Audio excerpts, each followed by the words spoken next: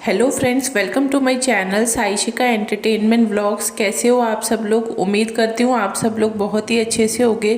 तो आज का वीडियो स्टार्ट करते हैं। अगर पहली बार मेरे चैनल पे वीडियो को देख रहे हो, वीडियो अच्छा लगे तो चैनल को सब्सक्राइब ज़रूर करना, वीडियो को लाइक करना और शेयर करना।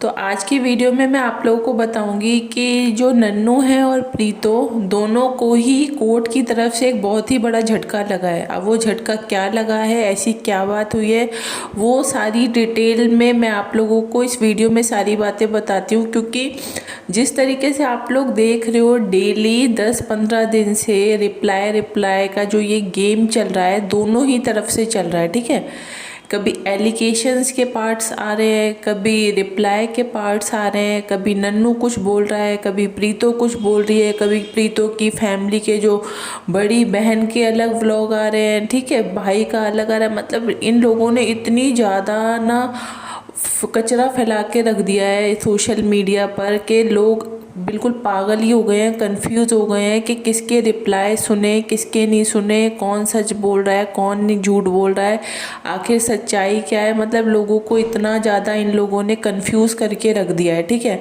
अब ऐसे में लोग ये समझ नहीं पा रहे कि आखिर सच्चा है कौन और झूठा कौन है। ठीक है, अब जबकि इन लोगों को पता है कि इनका मामला कोर्ट में जा चुका है। ठीक है, आज से पहले तो इन लोगों ने इतनी सारी बातें सोशल मीडिया पे की नहीं थी, बस हल्की फुल्की हिंट जरूर ये लोग दे देते थे कि हाँ ऐसा हो रहा है वैसा हो रहा है, लेकिन पूरी डिटेल में इन लोगों ने कभी भी कोई बात लोगों के सामने खुल के नहीं की थी। ठीक है, लेकिन आजकल ये पूरी बातें खुल के, यानी कि जो कोर्ट के डॉक्यूमेंट्स थे होते हैं, जो चीज़ें हैं खुल के दिखा रहे हैं, खुल के बोल रहे हैं, सब लोग एकदम से सामने आ गए हैं। तो आप लोग समझ सकते हो कोर्ट की जो चीज़ें होती हैं वो एक लीगल तरीके से होती हैं, और बहुत सारी जो चीज़ें होती हैं वो एक सीक्रेट तरीके से की जाती है। ऐसा नहीं कि आप हर चीज़ हर किसी के सामने बोल दोगे, क्योंकि जब आप अपनी सामने वाली पार्टी को ही अपनी सारी बातें खुलकर बता दोगे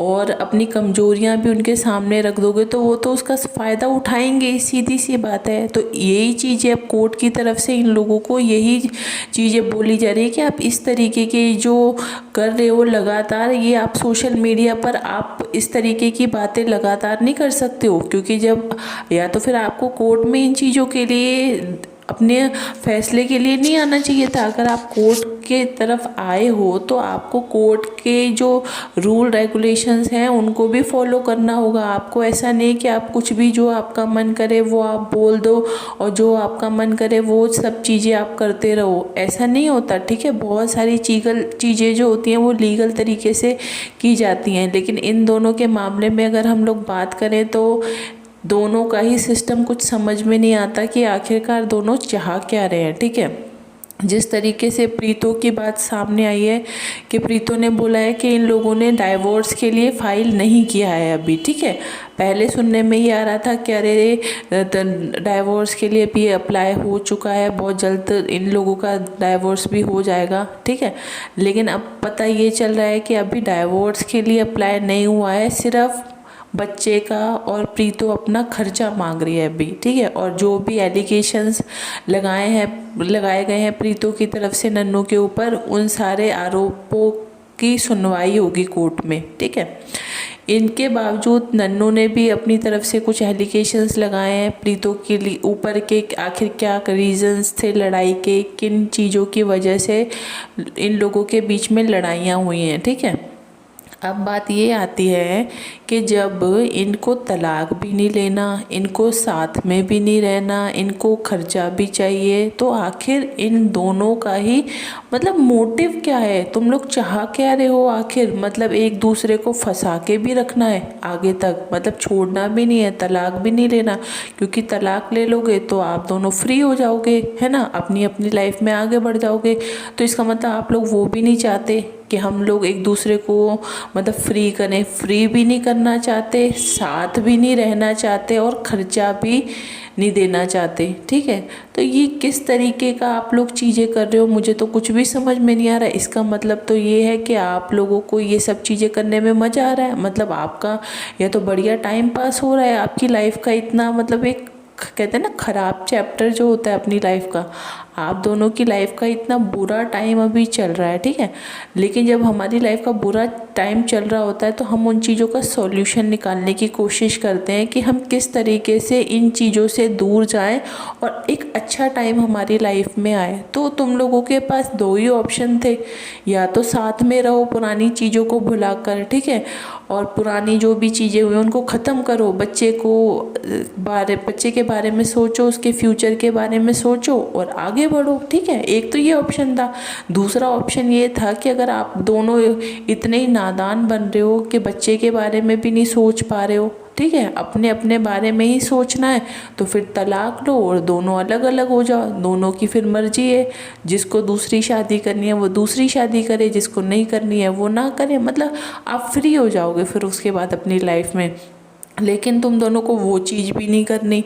तो मुझे समझ में नहीं आ रहा कि आखिरकार आप दोनों के बीच में हो क्या रहा है, नहीं समझ में आ रहा। और जिस तरीके से आप लोगों को इतना डेली डेली कंफ्यूज कर रहे हो, तो लोग तो इतने ज़्यादा कंफ्यूज हो रहे हैं कि लोगों को ये समझ में नहीं आ पा रहा कि आखिर हम फेवर करें तो किसका करें, किसके लिए स्टैंड लें, क्योंकि कभी वो कुछ बोलती है, कभी ये कुछ बोलता है, दोनों के दोनों मिलके लोगों को कंफ्यूज कर रहे हैं। अब बात ये आती है कि अभी आप लोगों ने देखा होगा कि प्रीतो काफ़ी एक लंबे टाइम तक कानपुर में रही थी, ठीक है।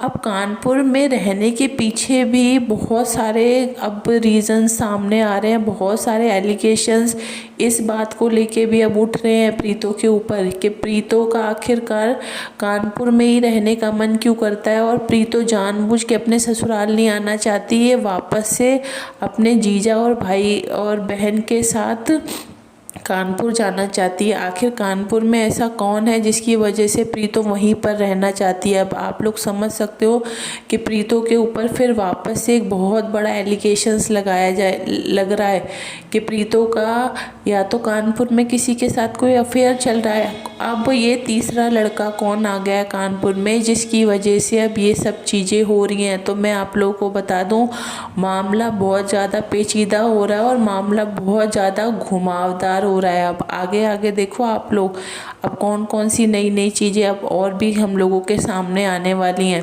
ठीक है।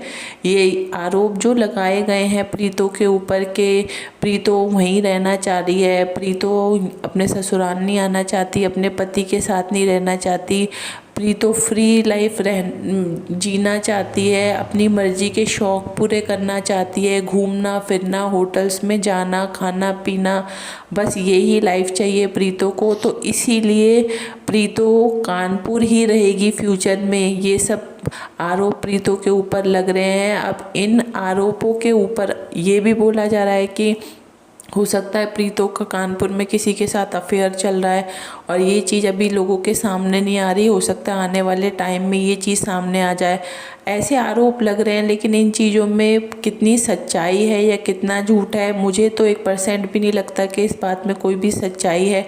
क्योंकि बिना ये बात मैंने आप लोगों को पहले भी बोली है कि किसी भी लड़की के करैक्टर पर उंगली उठाने से पहले अगर हमारे पास कोई प्रूफ है तभी हम इतनी बड़ी बात बोल सकते हैं, नहीं तो बिना प्रूफ के इतनी बड़ी बात मैं तो कभी भी नहीं बोल सकती।